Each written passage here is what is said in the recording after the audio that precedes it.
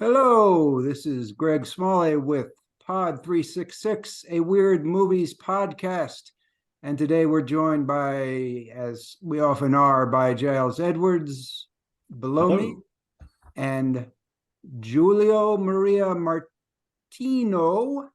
who is Hello. director of Country of Hotels, which we'll be talking about later. It's just out on video on demand. We may also, and let me see, we had somebody, David Hauptschein was going to join us, the writer. He was having technical difficulties, and now I think he's with us.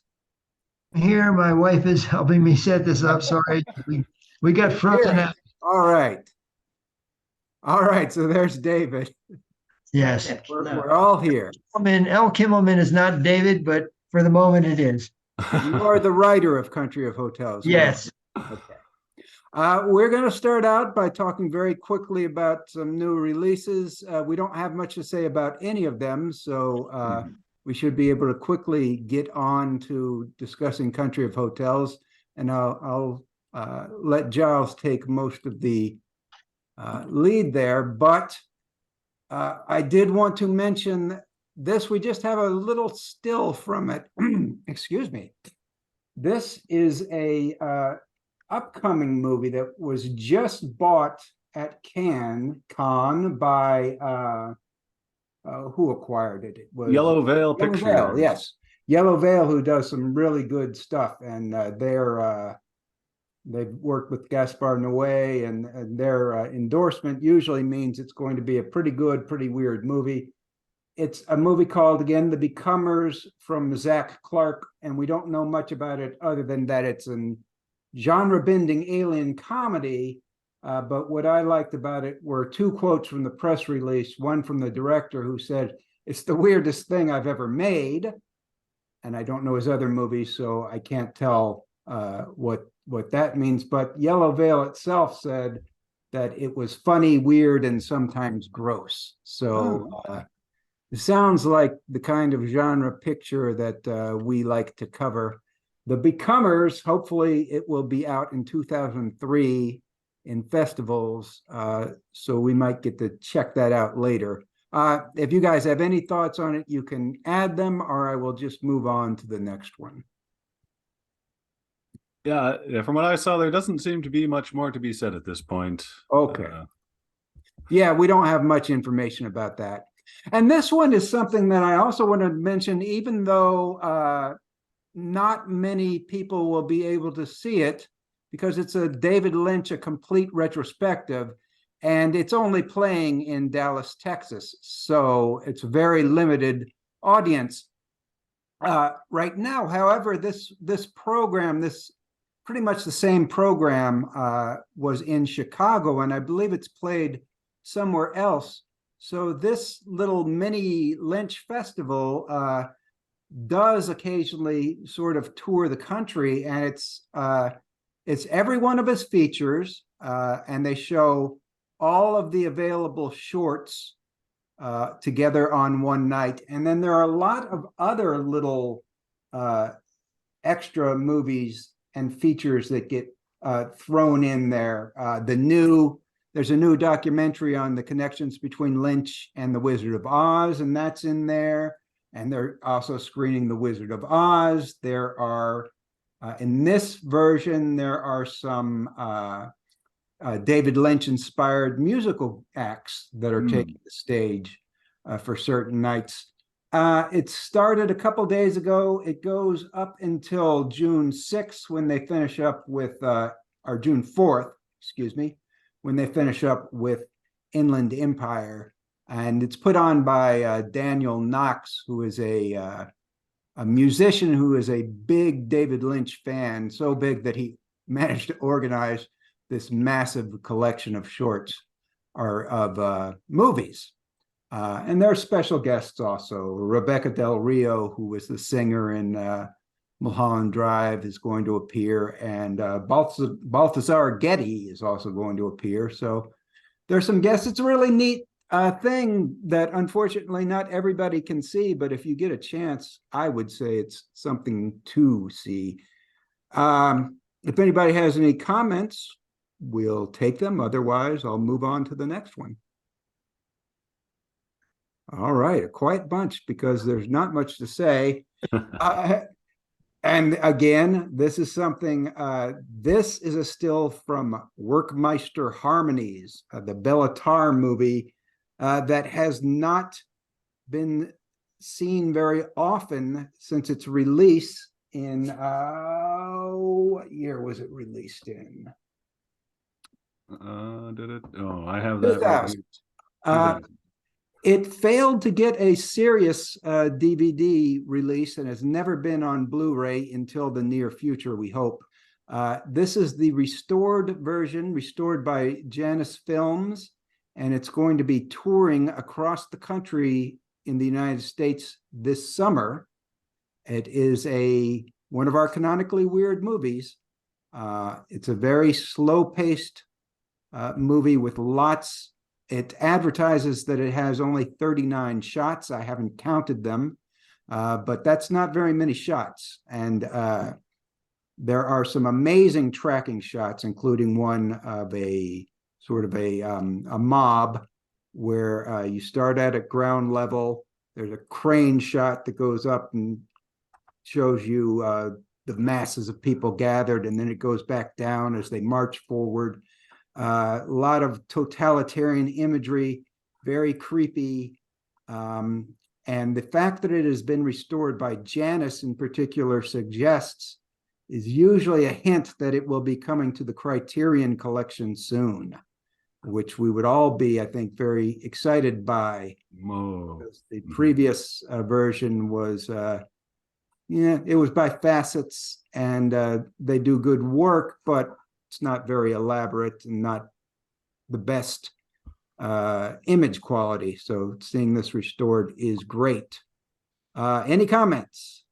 I've seen one Bellatar movie. I reviewed Damnation, and your opening paragraph of your review makes it sound like a lot more happens in that one bit in this one movie than the entirety of Damnation, which opens with a 7 or 8 minute slow zoom back shot of coal transport up on a mechanized post thing, and that definitely sets the tone for Damnation.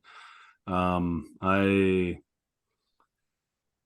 not sure I could say mixed feelings about Bellatar, but I guess I fall into the peasant class, wondering just why he's doing what he does.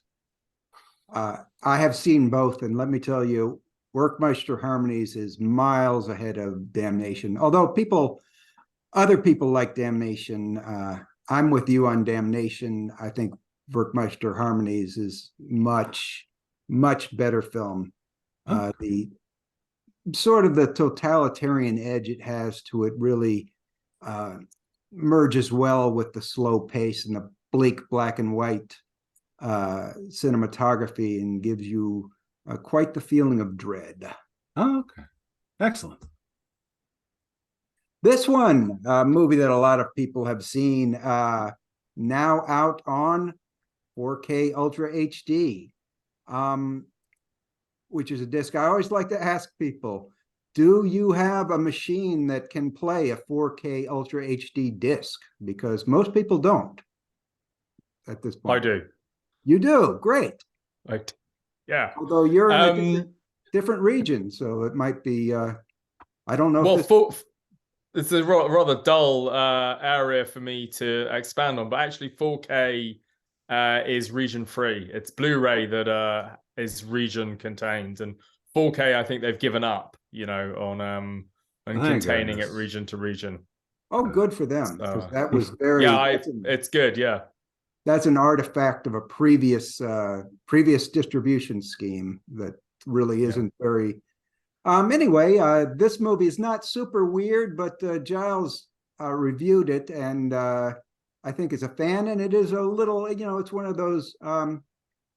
It's a unusual genre film, I'd say, because it's mystery. There's a little bit of kung fu in it somehow. Mid 18th century French setting, you know, all the stuff you're looking for. Yeah, a lot going on. Definitely very as much as a period melodrama can be, very matrixy. Roger Ebert, I think, described it well as it sort of plays like an explosion at the genre factory in all the various styles it pursues. And I imagine looks stunning on 4K because there's a whole lot of, you know, pastoral scenes. There's a whole lot of action scenes. And I imagine a lot of the murky rain fights come across very, very nicely for those who have the gear for it. So I'd say it's if you like the movie, this is probably worth checking out. Probably. I've heard they've no, I was gonna say I've heard they've redone the CGI for it as well. Oh, because they weren't too happy with it first time. I think this stuff kind of dates anyway. Tends to date and has dated badly since the early 2000s. So, but my understanding is they've redone it for this edition, which is quite an unusual step. But perhaps it will be sufficient now. I don't know. Yeah, well, that's certainly something to look forward to. Sometimes when the special effects date, they don't look good just like 10 years out. And then, 20 and 30, 40 years out, they start to look classic and stylized instead of dated. So that'll be interesting to see. Okay, well, that's something for people to check out especially if you're a fan of that movie. And I think it's Christoph Gans's most famous movie, probably most popular movie, and was an international hit. So that would be good. This next one is a movie I had not heard of. I didn't know it existed. It's just surprisingly coming to Blu-ray, but it seems rather promising because it's and again, I apologize. I don't do Japanese pronunciations very well. Shôhei Imamura, his Warm Water Under a Red Bridge, his final movie, which he is known to our readers for The Pornographers, which is a Japanese new wave movie from the 60s that, of course, is very wild and weird and funny. This is from the, I believe, 90s. And 2001, so yeah, made in the late 90s and released here right at the start of the aughts. Yeah, and it didn't really get much of a release, I don't think, here. No, It's described, and if you watch the trailer, it's more of a sort of a romantic comedy with an emphasis on female sexuality. And in the movie, this woman who you can see on the poster, if you're watching on YouTube, has a river inside her, which the local villagers believe is sacred and feeds feeds into their local river. But she kind of leaks a little bit, and one presumes, especially when she gets aroused from the poster and the trailer. It's got very good reviews from the few people who've seen it, so I would be very excited to check this out, although I know really nothing about it besides the trailer and what I've divulged here. Does anybody have anything to add on that one? I've seen a few of his films. I hadn't heard of this one. I'm a big fan of the Ballad of Narayama, I think it's called, and there's a fantastic scene in that where an old woman knocks her teeth out so she can appear old enough. She's trying to convince everyone, I think, that she has earned the right to go off and die in the mountains.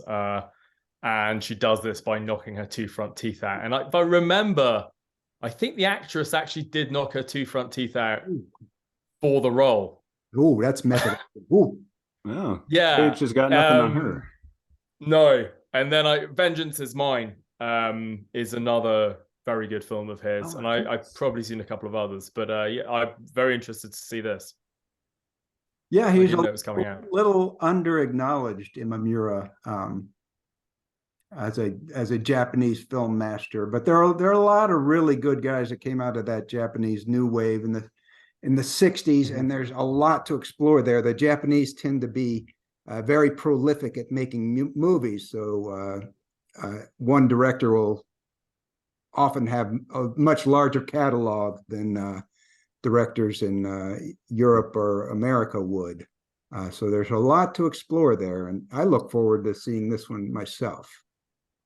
But that's the last of our new releases, which are I guess there's this one to talk about. What are we looking at here? Hey, it's some friendly hotel staff is what we're looking at here. It looks like there's a nice middle-aged reception woman on the left there, a young fella in the back, appearing to be a handyman in some overalls with tools, and of course, patriarch-looking individual seated nearby wearing a crisp white Stetson cap. Yeah. That is, of course, Country of Hotels, which we're about to discuss. So Country of Hotels is now, what year was it made? The truth is, I mean, it was shot in the 2014, the summer of 2014, and then edited, I think between 2015 and 2018, 2019. It was finished in 2019, and then it somewhat slowly began its festival run, and did that for a year and a bit or two, and then we got around to responding to distributors. We got quite a few offers in the end, and we had to correct a few things with the sound which weren't quite right, and then we finally got it ready for distribution all of 9 years later. Is that that's not, I mean, it's not common, but it's really not unusual to hear stories like that about movies that are working with limited budgets that, probably don't have a lot of post-production money to do this, which probably slows things down. Where can people see it right now? It should be available tomorrow as we're recording this, which is probably the day that most people will be viewing or listening to this. So fantastic. Yeah. So it will start hitting platforms tomorrow. And I think, as I understand it, the actual moment it arrives isn't exact, but as of tomorrow, it will start appearing on Amazon, Tubi, Google Play, and I think the channel Kings of Horror on YouTube, and also on Apple TV, I think is another place. So pretty much the gamut of those streaming options will be available. And I think some of them will be, you'll be able to watch it with either paying for it or with an account. And then there'll be V.O.D advertising options as well on some of those services.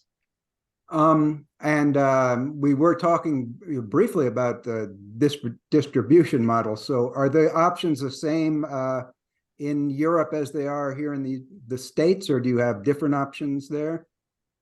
It's increasingly the same certainly in the UK as it is in the States. I think the only huge disadvantage is that we don't have Tubi, which I understand is something that you guys return to quite a lot and has really been one of the big winners of let's say, the pandemic era into now in terms of having hold of lots and lots of interesting movies. We're certainly very happy to be on there.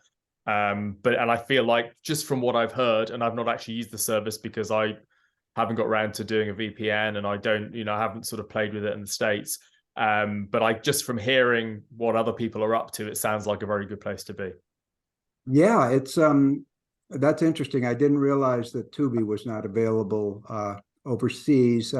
It has a very large catalog, and it's not the latest hits movies, but for people who are cinephiles, there's so much on there that's unique and different and that you can't find in other places. It has the largest, currently probably the largest back catalog of any service, much larger than Netflix or everybody else is going to original programming.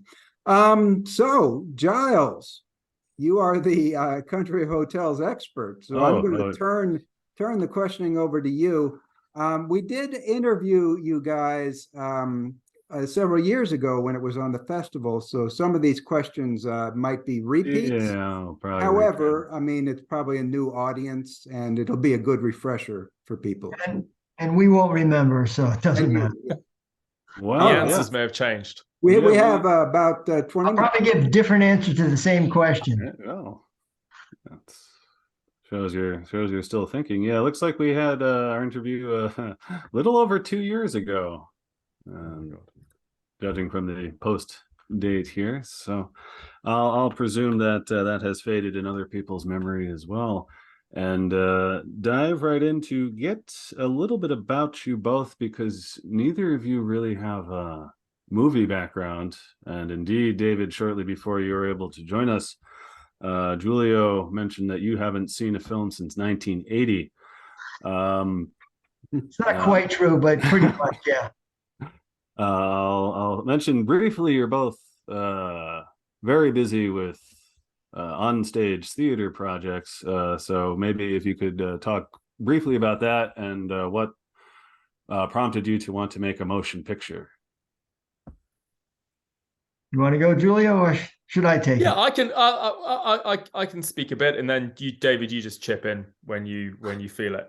I think we came to a realization that we wanted to make something that would last beyond the 3 or 4 weeks that we were putting it on stage. And also I began to understand from conversations with David that he'd had a past in filmmaking. He'd made a very interesting animated short film with a claymation short film, which I recommend you take a look at, called Fecundation, which did win some prizes in the 70s, or early 80s rather, sorry. And I realized that David and I had quite sort of, quite a deep interest in using cinema as a medium to express ourselves. And I've always had a love of film, and my father ran video shops when I was a VHS rental shops when I was a kid.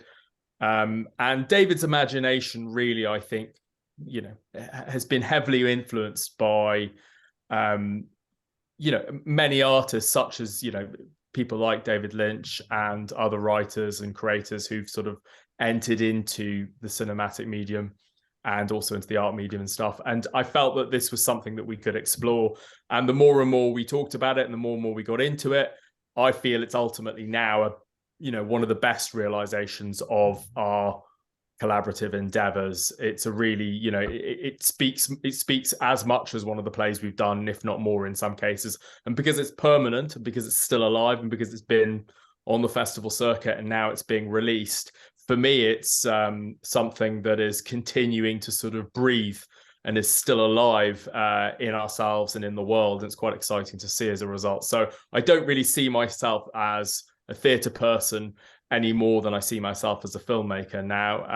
I don't know how David feels about that exactly, but that's kind of how I see myself now. And it's changed me making this film somewhat. And the experience, having been, let's say 5 or 6 years of very intense work ultimately, as one goes through a lot of changes when you're doing that. David?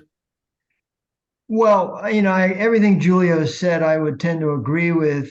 I think one of the problems right now that we both experience is that contemporary theater is basically dead.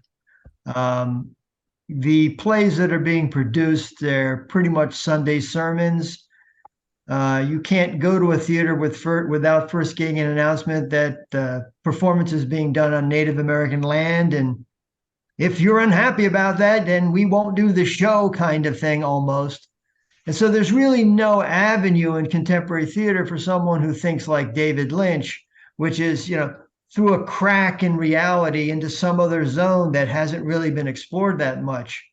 And theater, I view theater as partially a literary medium, but I also see film in a way as can be partially a literary medium. For example, talking about David Lynch, I had the opportunity to meet Barry Gifford a couple of times. And, he co-wrote Lost Highway with David Lynch. And Barry is a very good writer. His facility with language is excellent. And I have read the screenplay to Lost Highway probably 6 or 7 times. And I actually told him I read it once a year. And I actually like it more than the movie, even though I love the movie. Okay.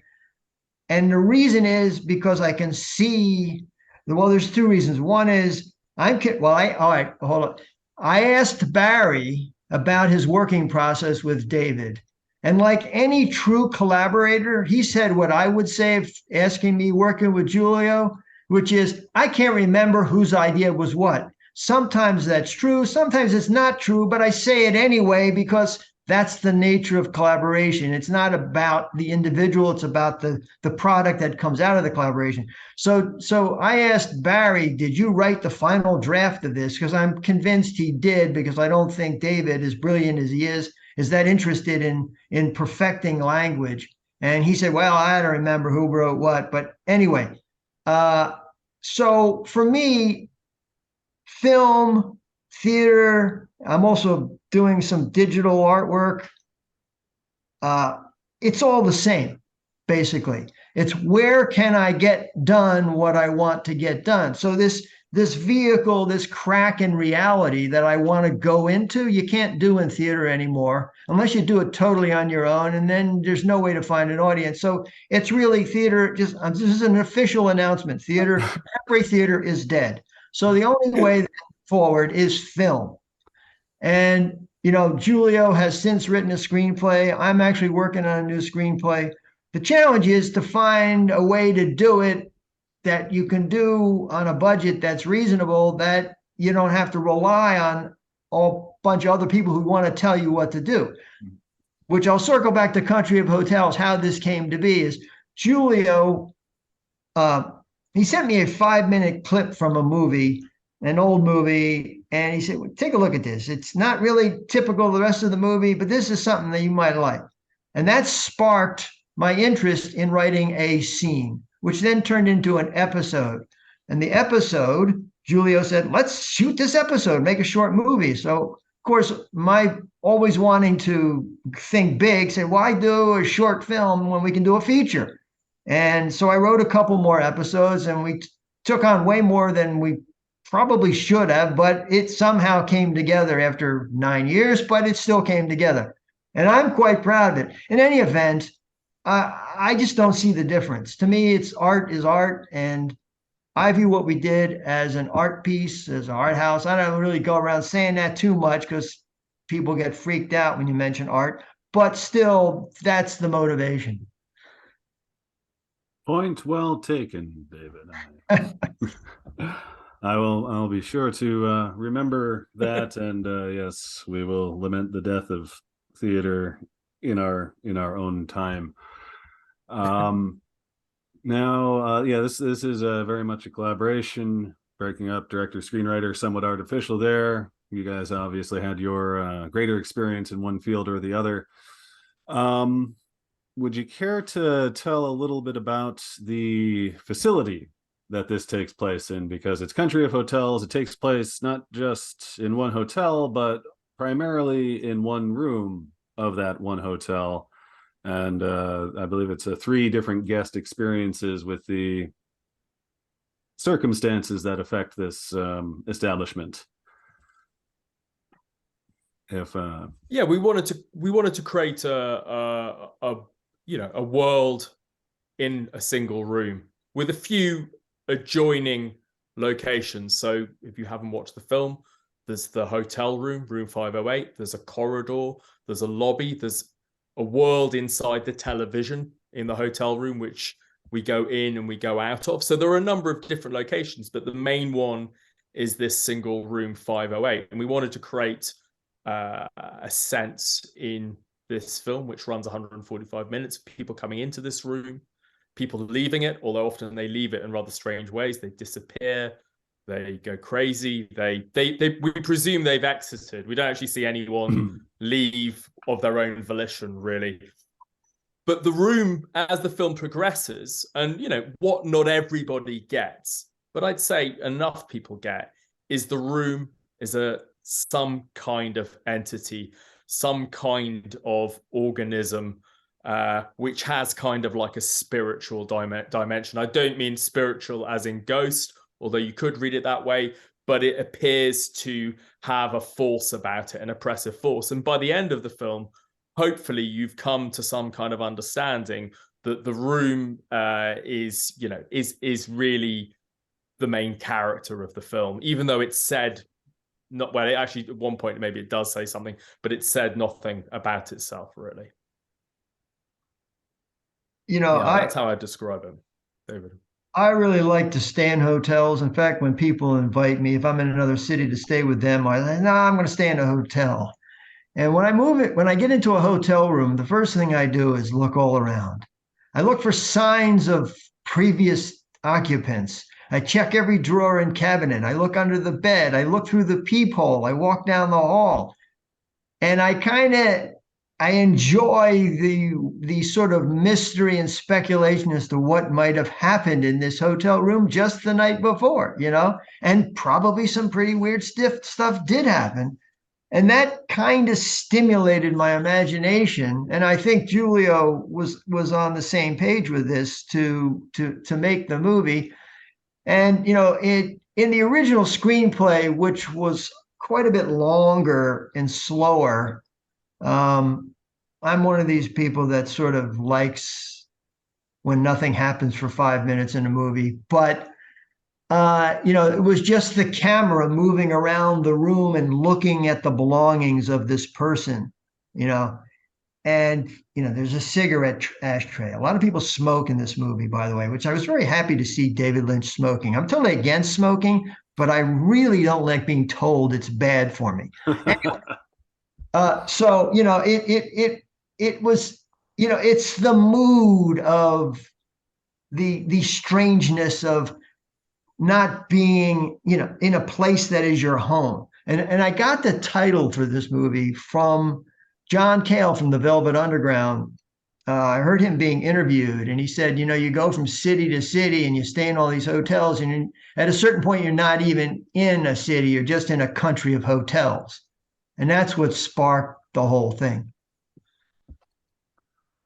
Oh, excellent. Yeah. There are three main stories here with occupants of room 508. But other than the room itself, there's another omnipresent feature, and that's the charming staff of this establishment. And I enjoyed all the vignettes and the various things they poked at. But my real pleasure was watching the receptionist, handyman, and the older guy who, I don't know, owner, maybe, not clear. It doesn't really matter. I was just wondering, maybe if you could quickly talk about this staff and where they came from. These guys, yeah. David, do you want to start? Yeah, let me start. Yeah, go on, you go for it. All right. Well, first of all, the staff had a very minor role in the first draft. And when Julio came to Chicago to work on the script with me, which goes back to this collaboration thing, we decided to build the staff into a more significant presence, largely on Julio's prompting, and we worked together on it. I honestly don't remember that much. Julio's memory is much better than me. So Julio, if I take credit for something that you came up with, please correct me. No. But some of it came again from my experiences in hotels. I remember once I was in London, probably I was working with Julio. My wife and I, after a lot of research, picked this hotel that really was kind of a nightmare. So we're jet lagged, we're trying to sleep, and we noticed the door does not have a lock on the inside. I mean, there was no way that I could deadbolt it, so whoever had a key could come in. I also couldn't get the shower to work, and I got scalded, right? Or almost got scalded. Anyway, I'm trying to sleep, and out of nowhere, this cleaning woman bursts into the room with a giant pair of gym shoes, insisting that they were mine and that I had left them somewhere. And I tried to tell her no, right? They're not mine. And she argued with me. We had an argument. Finally, she left. And then both my wife and I couldn't really sleep because it turned out this hotel, which had all these good reviews, was on an extremely busy street where people were partying till like 2 a.m. And you could hear the sound as if so. So we got up the next morning. We started wandering around London trying to find another hotel. Eventually, we found one. Now, that wasn't a good experience, but at least it was fuel. It was the kind of thing that was fuel for the hotel staff and Country of Hotels, you know. And I think also, and just to sort of take David's point further, you enter a hotel and you don't know whether the people behind the counter are, or the desk rather, are actually the owners, or they're, you know, trapped there through, you know, some kind of compromising situation, or what. And that's really that kind of experience that we wanted to create, where these people are, you know, guardians of this world, as it were. Well, I hate to interrupt you at that point. I just wanted to warn that we do have less than a minute left, which is a shame because we're really getting into some good conversation here. But is there anything real quickly, Country of Hotels, anything you want to add that we can be done real quickly? If you like a mind-bending horror film, please watch it. There it is. And most people can see it on Tubi. And thank you, Julio Martino and David Hauptschein. Did I pronounce that correctly? Hauptschein, and I'm not El Kimmelman. I've got to get that. Not El Kimmelman. Not everybody. All right, but thank you guys for coming on. Thank you very much. Thanks very much. Really appreciate it. Thank you. Good luck out there. Back next week with. Thank you so much. Really appreciate it.